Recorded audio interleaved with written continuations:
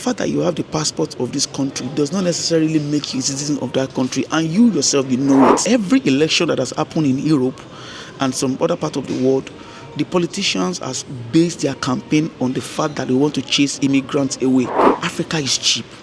Oh, Africa is gone. Africa is not this. Africa is not that. While the same people that are preaching this message are going behind your back to buy the same Africa. I acknowledge the fact that the circumstances today might not favor this conversation, because you will look at it and you will see chaos. But I promise you that wealth is often built in chaos. Sorry, I'm in the airport, so if you are hearing the announcement, it's not for us. You can have 2 million naira to buy a land, but we are always stingy to use 30,000 to do research.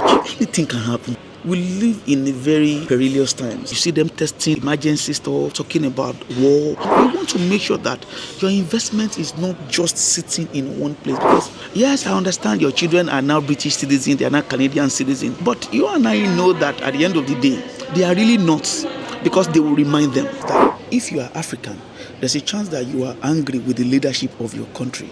It doesn't necessarily mean that you are angry with your country. And I'll tell you what, there are few countries in the world that the citizens are actually not angry with the leadership of their country. This is not to say that African leaders should not do better. But you see, the concept of should we invest back home for immigrants, Africans in the diaspora, has been a touchy subject, especially for Africans who believe that they escaped their country. And I want to share my own personal opinion today and what I've found out, from the little research that I've made. All right, this is the Ifian Preacher. Welcome to our channel. On this channel, we drop family fun content, and of course, we drop business and interview immigrants that are doing amazing in the diaspora. So if you are yet to subscribe, please do that, and let's get into the details of the video. Now, I'll admit that for most Africans relocating to foreign countries, the West, Europe especially, it's not because they want to. For most people, what takes them out of their own country is insecurity, uncertainty, bad governance, and the future is not clear. I'm Nigerian, and I've seen a lot of Nigerians say that the question now is not that there is no light at the end of the tunnel. The question is like someone stole the tunnel. So people can't see hope, especially in the last 10 years. The government in power doesn't seem to be doing anything, to help people. There's a lot of propaganda, there's a lot of news, but if you look at it, it looks as if they keep digging. So people are running, for their life. People are not relocating, people are literally escaping, which is where we coined the word japa. However, for immigrants living in the diaspora, you need to be very careful when it comes to you investing. This video is going to answer a recurring comment on my videos as regards investing back in Africa, Nigeria especially. So I'm going to use Nigeria as a case study for this video. For most Nigerians abroad, there is this illusion that once we are abroad, the Nigeria is rubbish, Nigeria is nothing. Oh, I'm not going back to that country again. We just have this funny idea that we now live in heaven. And for most people, that can be true. Maybe where you are in Nigeria, they try to kidnap you, or they kidnap you, or a police arrest you, and that's normal. Or someone in government or power, just use authority on you, and because we don't really have what you can call a judiciary system, that you are not getting, help from the judiciary. So there's a level to which when you get to a developed country where the systems are working, you then remember the things that you suffer back home, and you say, oh, no, I'm not going back. I'm not investing. I'm not even thinking about them because it's rubbish. Now, see, there are two different things. Your country, the protection of your country is different from the leadership problem your country might currently have. Now, I'll break it down for you. One of the reasons why you should consider investing back home for you as an immigrant is the fact that you will be lying to yourself if you think that this is home for you. And I said that very carefully because I know that is a very touchy subject. But you see, the fact that you have the passport of this country does not necessarily make you a citizen of that country. And you yourself, you know it. And every now and then, the people of the country remind you. In fact, from the last 5 years, every election that has happened in Europe and some other part of the world, The politicians has based their campaign on the fact that they want to chase immigrants away. And why do politicians do that? They know that this is what the people of the country want to hear. The UK, for instance, the politicians said that conversation so much until the people went to the street to attack immigrants. And unfortunately, these immigrants, when they are coming to this country, they are paying through their nose. They are paying thousands of pounds, something that even the locals cannot comprehend. Why would anybody pay that much to enter their own country? Like I said in one of my videos, if you consider the amount of money that the immigrants living in, especially United Kingdom, will pay, most of the locals in the country will never pay that much money in their lifetime into their own country purse. The best they would do, say, is to take money from their country through their own universal credit system. Now, but somehow politicians know that these people, think that you are the problem, because in their mind they believe that when you come to this country, you are taking money, you are doing what you should not do. You are not paying to the system, you are just taking freebies, not knowing that you, the immigrants, are actually the one responsible for keeping the country working, for making sure that the universal credit system is being paid. These citizens don't know, because the politicians are giving them a wrong perspective deliberately, because they know that they can give them that perspective, then they will vote for someone. Imagine someone, the last election in the UK, someone like I think Farage, or what's Nigel or something. The way he talks about immigrants, you would think that United Kingdom, for instance, will survive a day if all of the immigrants should leave the country. And I know that some of them can, we are going to survive. I dare say that 24 hours, every immigrant leave, there's going to be a problem. Because, of course, these are the people working in the critical sector of the country. These are the people contributing major, into the resources of the country. But the politicians deliberately don't tell the people this. In fact, they tell them the opposite. You have people like Kemi Badenoch telling, painting the picture that immigrants are a problem.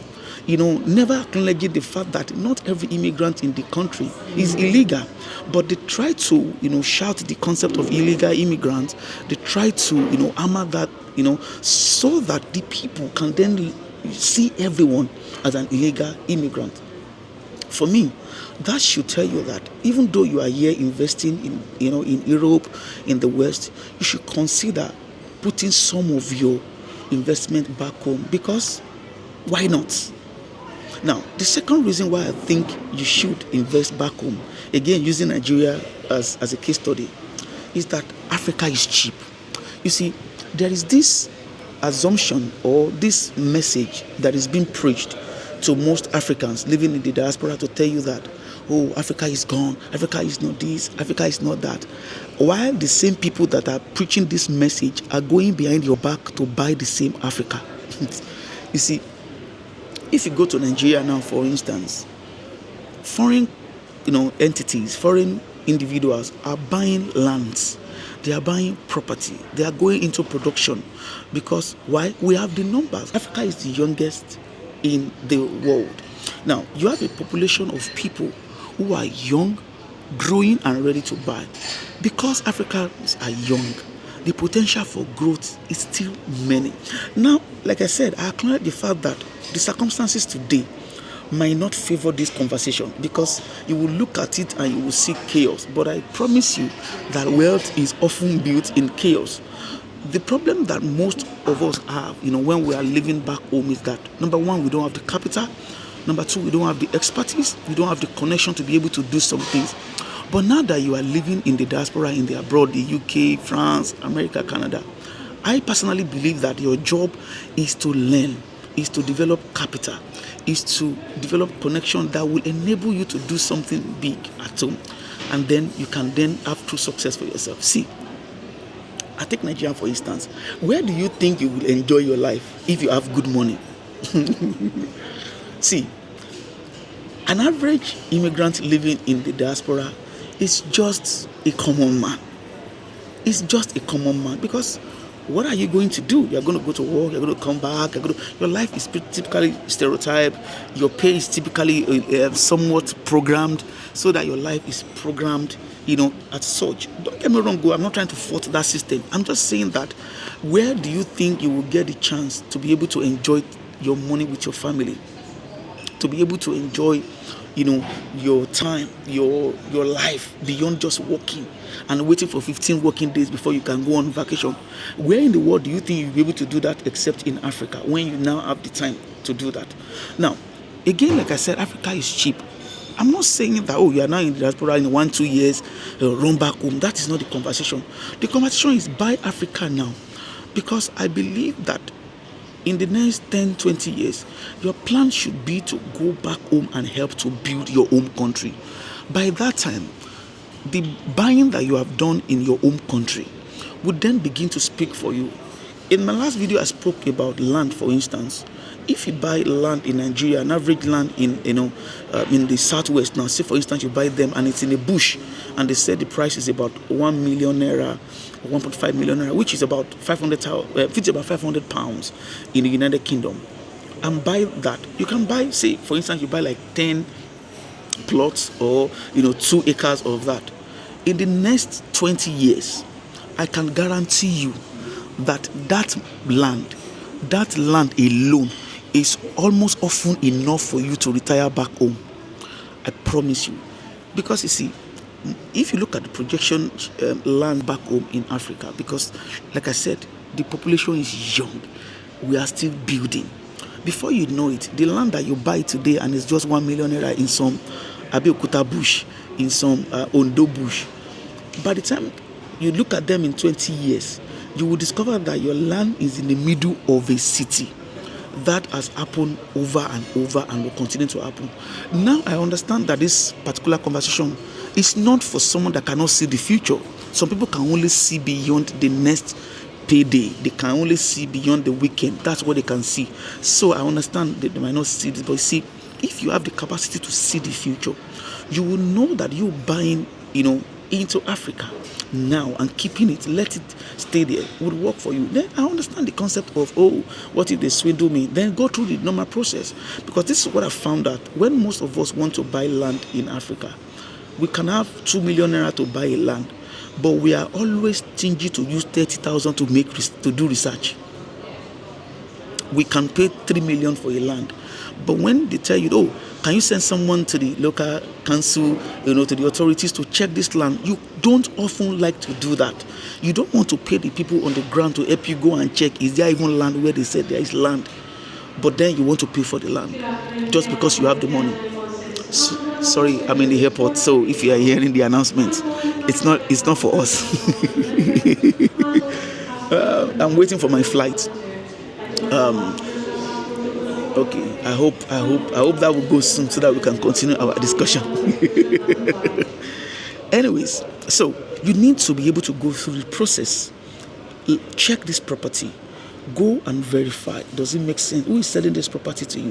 What is the name of the business? Is it registered with government? Go and check the company. Get someone to help you check. Just do your research. Then buy the property. Now I'm speaking about land.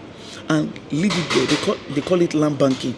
In the next 10-20 years, that 2 acres alone might just very well be enough to keep you for the rest of your life, because they will be in the city. It has happened over and over again, and like I said, it will continue to happen.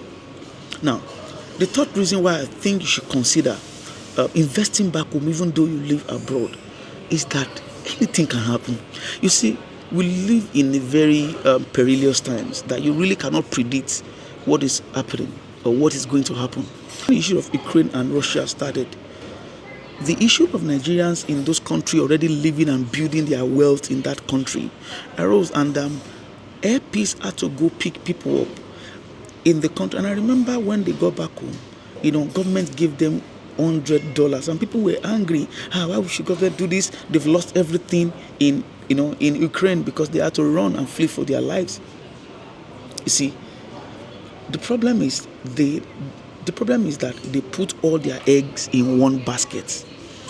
I'm a Christian, and one very important lesson about investment in the Bible is that it said invest here and there, because you don't know the evil that might happen. You see, that concept used to be very scary because the Bible is saying that you don't know the evil that you might enter, that there's a possibility for evil ahead. So be wise not to put your egg in one basket, except God is the one holding that basket. But because you are in a country where anything can happen, every now and then, if you live in Europe, you see them testing emergency stuff. You see them, talking about war, possible war, and you want to make sure that your investment is not just sitting in one place. Because what if something happens? Yes, we are not praying for anything to happen bad. We are praying that nothing bad should happen. But what if something happened in this foreign country? What exactly will you go back home to meet? Because yes, as much as you would like to believe, as Africans, and pray and reduce the possibility of that happening to zero, it is still almost there. You still should give it a chance that something might happen. Then you still should intelligently invest back in your country, so that even if something happens, you will have something to go back home to. The last and final reason that I think you should invest back home, and I'm using Nigeria again now as an example, is that I think it is your responsibility to invest back home. It is your responsibility because you have a duty to build your country. Yes, I understand your children are now British citizens, they are now Canadian citizens. But you and I know that at the end of the day, they are really not, because they will remind them. The country will remind them that they are not the citizens of this country. Situations will remind them. Workplace will remind them. School system will remind them. The system will remind them that they are not from this country. They are from somewhere. They would be from somewhere. Then you need to build that place that they are from. Because I believe that if the game is right, these children that you have, born and bred abroad, are one of the beautiful hopes that Africans have. These are the children who have, been trained in a foreign country, who have grown in a working systems. I believe that in the nearest future, they want to go back home and begin to take leadership position in business, in governance, and begin to use their expertise, to develop the quality of their country of origin of their parents. So, you as a parent, you must be able to put some solid feet on the ground for these children, so that yes, they are not in their abroad, but they are really not in their abroad. But then when they choose to go back home, now they are not accepted in their home, because you, the parents, believe that the home is rubbish. Every time you speak about your home, you speak about it in a derogatory manner, and even these kids don't believe that this thing makes sense, or this thing is possible, or this country is worth for them to go. So these are my points. As you probably might have noticed, I'm in an airport space. I'm waiting for my flight. I just needed to quickly respond to this comment because it's a common one now on my page, as regards some Nigerians, especially, always afraid of investing back home. These are some of my reasons why I think you should consider investing back home, especially on the subject of property. You should consider it. Now, if you have any other reason why you think people should invest back home, please put it in the comment section. If you have reason why you think they should not, especially in Nigeria, in Africa, please also put it in the comment section. Let's just be nice when we make this contribution. Thank you so very much for watching thus far. Please subscribe to this channel, share this link if you can, and click the notification button so that you can know when we drop our next video. Thank you so very much.